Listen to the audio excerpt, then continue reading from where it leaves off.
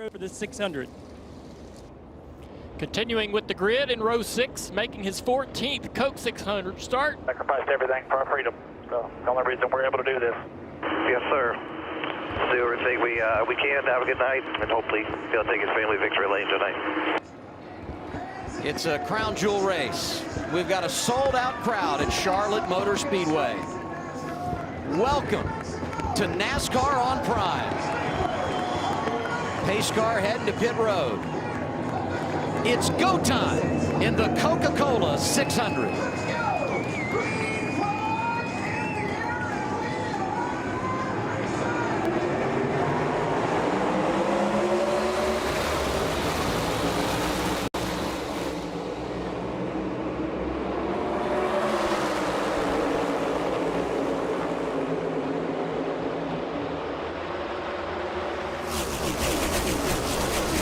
Briscoe gets the early jump on Larson as they come down the back straightaway.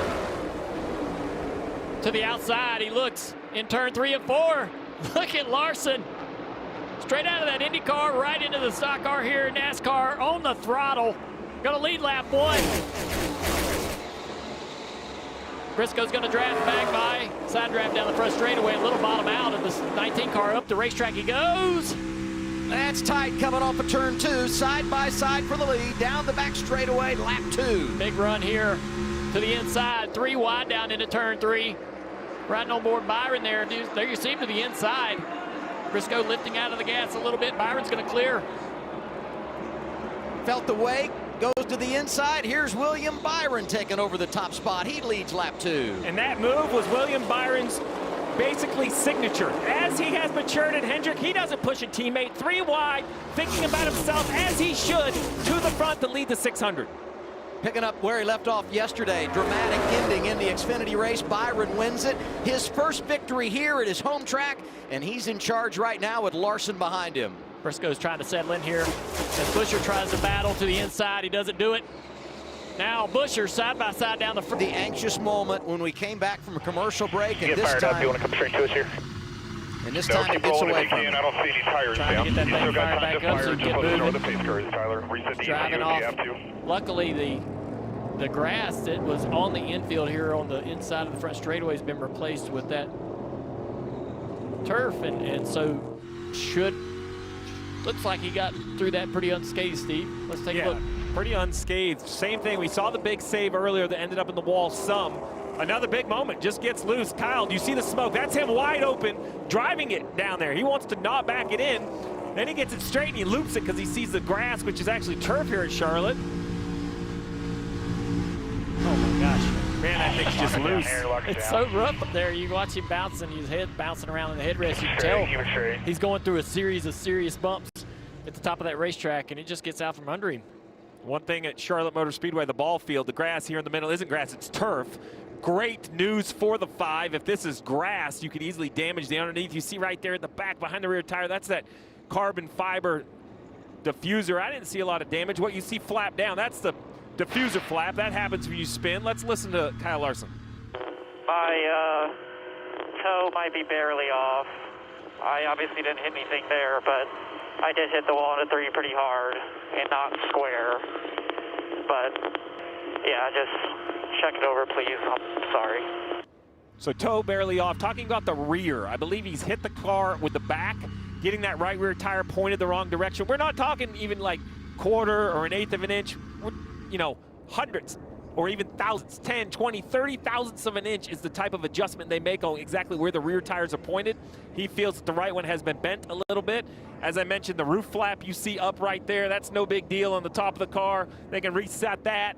On the back of the diffuser, the flap's down. That's a safety measure. I don't see any other damage, but then again, the big speed in these race cars is what's underneath. I'm not sure we will know until we see this kind of rejoin and see what kind of pace the 5 has, but man. Headrest you see, and he said you kind of lose your vision almost for a second. How tough is that for a driver for 600 miles, Junior, to keep the concentration all night? It's not fun at all. It's as bad under caution as well. These cars just ride very rigidly, and that's great. That's great information from Denny. We love to hear from the drivers. You see, look at that. You see his head bouncing off of that headrest and slamming against it. There's railroad track style bumps off into turn 1 at the top of the racetrack. There's several of those as well entering 3. And your head just bounces back and forth and there's no way to control it. Scan the QR code to save on gaming products by Logitech G, the official wheel and pedal of eNASCAR. I didn't realize how bad those bumps were till we did that pace car ride yesterday. And it was real. And that was in a car that is comfortable on the road and anywhere. We were really getting banged around out there. Nice perspective. Yeah, I agree. It was a lot of fun and helpful for us to be able to get back out there and be reminded by some of the tricks and issues and character this track has. And it's really smooth through 1 and 2. And usually, if the bumps are bad in 3 and 4, you would go to the top of the racetrack to escape them. Well, they're worse up there. So I'm impressed by anyone who makes time at the top of the racetrack in 3 and 4. You see a lot of drivers run the bottom in 3 and 4 because it's just a little bit smoother and there's a little bit of grip on that painted strip. 77 of Carson Hocevar, blue and white car, bottom of your screen. Had issues in qualifying, actually spun out in qualifying, didn't get to complete his qualifying lap. It's going to look very similar to Kyle Larson today in the race. Exact same location of the racetrack. He's actually going to spin down the road course as well of the Roval. Started last on the field, plus 21 positions. We talk a lot about the personality of Noah Gragson. He reminds me a lot of Carson Hocevar, young driver, you know, big personality. A lot can be said about how he drives. One thing that cannot be argued is he can push the pedal.